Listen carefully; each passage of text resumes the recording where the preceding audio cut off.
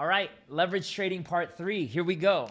Let's talk about how you can have these sorts of gains in 2 weeks or less. So this is the amount of money that I invested, and this is what I'm up to currently. Okay, so what we want to do is we want to learn what leverage trading is. We talked a lot in our past videos, part 1 and part 2, about other people's money and the such. But how do we actually use this so that we can increase our gains? If I wasn't using other people's money, I wouldn't have these sorts of gains. So let's go through it step by step so everybody has the opportunity to learn this. So first of all, you need to learn what a limit order is. A limit order allows me to set an order below the price of where it's currently at. So if I'm patient or I'm buying the dip, I'm able to set up a limit order. So you can see here right now, the price of this crypto is $4.18. I can say, hey, I think this crypto is actually going to go lower. I'm going to set it at $4. Now, if the price drops down to $4, well, then my trade will get executed. Now, this is against what I actually teach. I don't actually teach buying the dip. What I teach is buy high, sell higher, and we have a video on that right here that you can take a look at if you want to get into that. But essentially, this is buying the dip, okay? So that's a limit order. What is a market order?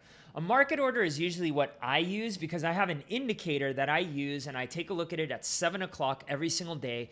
And if my number hits, if my indicator says, yo, buy, okay, I just come in and I do a market order. What's a market order? A market order is I am buying for that price of Pendle at $4.19 no matter what. So just whatever they're asking, I want to buy it right then and there, okay? My indicator has hit and I'm ready to rock and roll. So that is just instant buy. Your order will go through instantly, okay?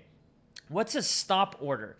I sometimes use a stop order, less frequently now, but a stop order is if I want to buy higher than the price. So you can see right here, the mark for Pendle at that point in time that I took the screenshot was $4.20. And I'm like, you know what? I'm waiting for Pendle to hit $4.40 because that'll hit my indicator telling me that I've broken a trend, right? So I can come here and set a higher price for that to go through. And again, that is called a stop order. Now, what is a stop loss? A stop loss is if I have my order go through. So let's say my stop order triggers at $4.40. What is the most that I'm willing to lose in my trade? Well, here you can take a look. If I set it to a negative 10%, okay, which is really cool. You can in gains.finance, you can set it to a negative 10%, negative 25%, negative 50% if you want to go really risky. But usually I just follow my indicator, okay, if I'm going to set the stop loss. Now, oftentimes what I'll do is I will wait on my indicators to close for that bar for that day or that 3 days or that 1 week in order for me to get in or out.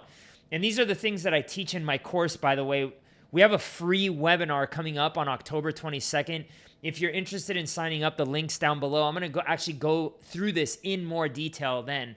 But let's say you're like, hey, look, the most I'm able to stomach is 10%.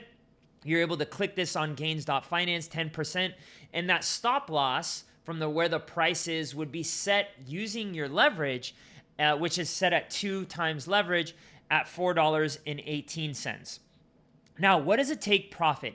Usually I don't set this up, and in gains and most perpetual and futures exchanges, they'll set it at 900% maximum. Okay, now you can keep notching that up if you want, but I usually don't set this. I just let the default setting at 900% kick in, and that means that I would be taking profit at 24.20. Again, you could always set that take profit higher if the price keeps going higher.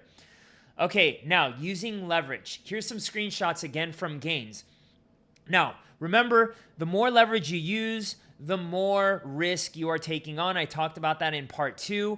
So you can take a look here.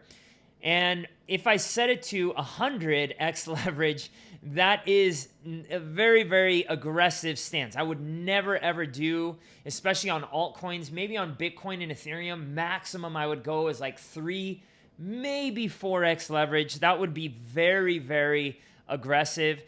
But when I'm using it with altcoins, 2x leverage is my maximum. Okay, so, but you can see here, there's a little slider. If you want to go more risky, you can. I would say you better have a plan, but you can take a look at this.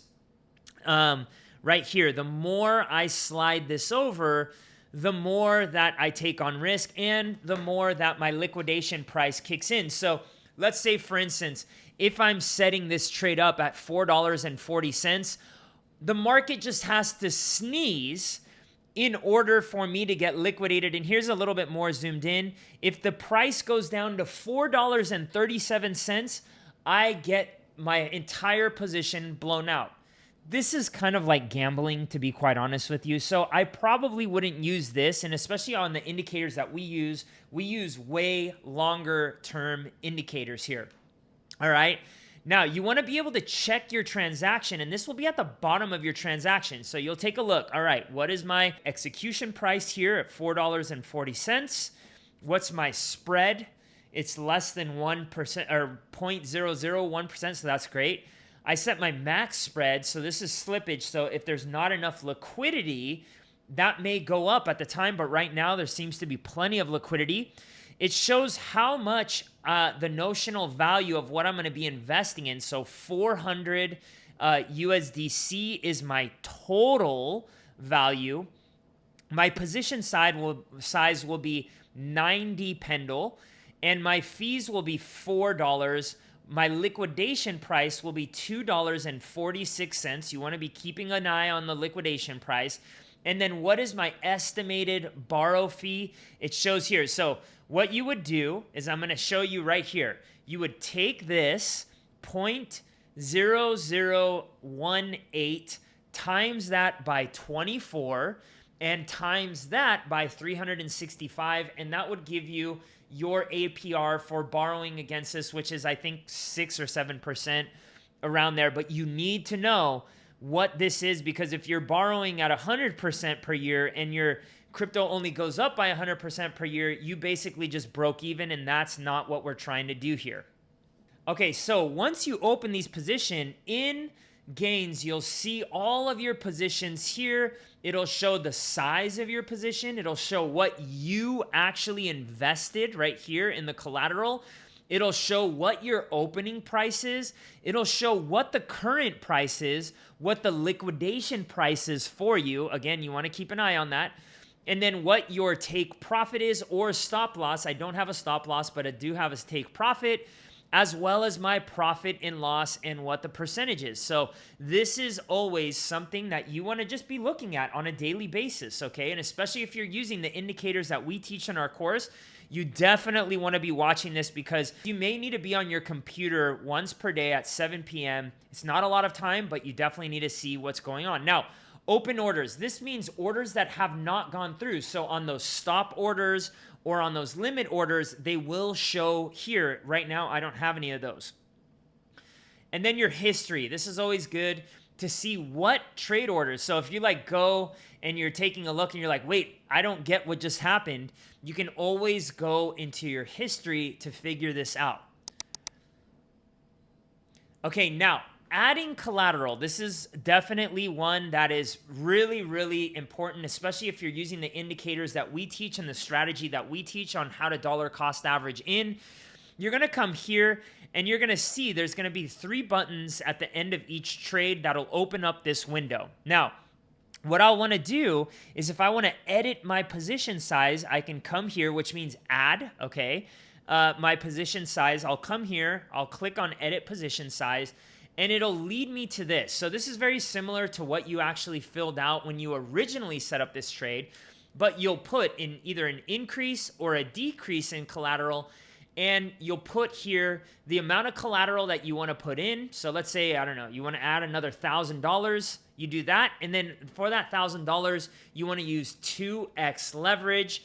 And again, you'll go through the entire thing. You'll take a look at what your open price is, your liquidation price, your opening fee, etc. and then you'll update your trade right here. And this is how you would add collateral. Guys, gals, if you like the content that we're putting out, please do me a favor, hit that like and subscribe button and turn on that notification button, because we do have part number 4 coming out, which is one of the most important ones. And if you want to go deep diving into this in a live webinar coming up on the 22nd of October, the link's down below. Click on it, register today, and let's get you learning this stuff, because this can make you a lot of money if you really know and you are educated. Cheers. I'll see you on the next one.